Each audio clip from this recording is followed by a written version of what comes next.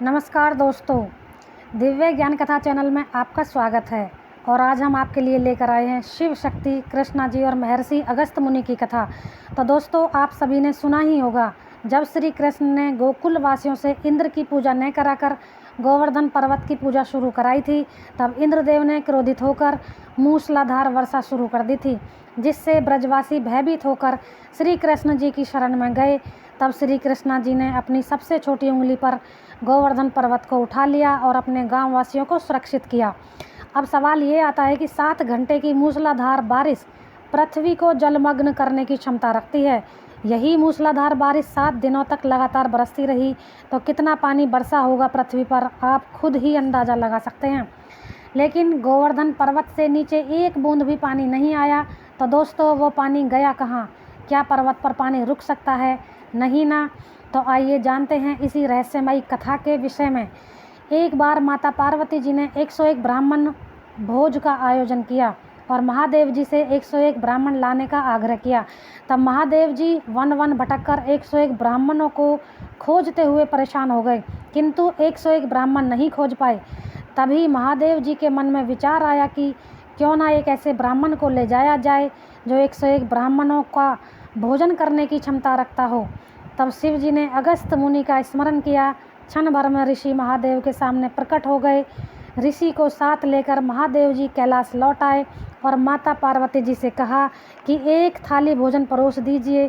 तब माता ने पूछा कि बाकी के 100 ब्राह्मण कहाँ हैं?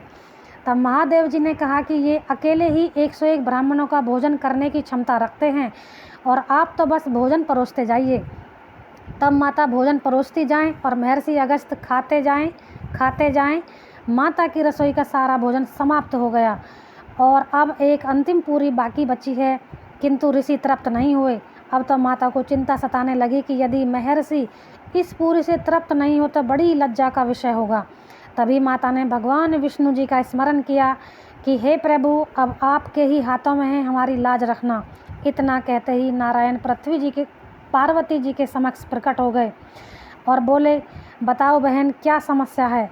तब माता ने सारा वृतांत कह सुनाया और अब श्री नारायण जी स्वयं चले हैं उस अंतिम पूरी को लेकर महर्षि के समक्ष और बोले, महर्षि और भोजन परोस दें क्या? महर्षि ने ऊपर देखा कि अब तक तो माता भोजन परोस रही थी, ये तो स्वयं विष्णु जी खड़े हैं। भगवान को देखकर मुनि ने कहा, नहीं प्रभु, पेट भर गया। क्योंकि महर्षि जानते थे यदि हमने भोजन के लिए हाँ कह दिया तो ये खिलाते खिलाते नहीं थकेंगे और हम खाते खाते नहीं थकेंगे, इसीलिए भोजन को यही विराम देते हैं। ऐसा मुनि ने अपने मन में सोचा और कहा, बस प्रभु, आप तो हमें पानी पिला दीजिए। तब नारायण ने कहा, नहीं ऋषिवर, आज पानी नहीं, हम आपको पानी द्वापर युग में पिलाएंगे, बस आप तैयार रहना। तो दोस्तों, जब श्री कृष्णा जी ने गोवर्धन पर्वत उठाया तभी ऋषि अगस्त जी का स्मरण किया कि ऋषिवर आइए, पानी पिलाने का समय हो गया है। अगस्त मुनि क्षण भर में प्रकट होकर गोवर्धन पर्वत पर बैठ गए और 7 दिनों तक मूसलाधार बारिश का पानी पीते रहे। इसीलिए पृथ्वी पर पानी नहीं गिरा, नहीं तो संपूर्ण पृथ्वी पानी में डूब जाती। पौराणिक कथाओं में उल्लेख मिलता है कि एक बार देव असुर संग्राम में असुर छल से युद्ध करके समुद्र में छिप गए। तब देवताओं ने देवराज इंद्र के साथ अगस्त मुनि से प्रार्थना की कि मुनिवर, आप समुद्र का पानी पी लीजिए ताकि हम दानवों का संहार कर सकें। तब ऋषिवर ने 7 समुद्रों का पानी पी लिया और देवताओं ने आसानी से दानवों का संहार कर दिया।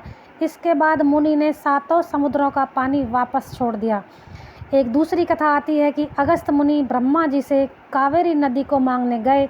तब ब्रह्मा जी ने कावेरी से पृथ्वी पर जाने का आग्रह किया। वो तैयार हो गई। तब ऋषिवर उन्हें अपने कमंडल में भरकर पृथ्वी पर लाए थे। रामायण में कथा आती है कि जब शिव जी और पार्वती जी का विवाह हुआ तो पूरा संसार शिव पार्वती जी के विवाह में सम्मिलित होने के लिए उत्तर दिशा में हिमालय के घर इकट्ठे हो गए। तब पृथ्वी का संतुलन बिगड़ने लगा, पृथ्वी डोलने लगी। तभी शिव जी ने अगस्त मुनि से कहा कि मुनिवर, आप दक्षिण दिशा में खड़े हो जाइए और पृथ्वी का संतुलन बिगड़ रहा है।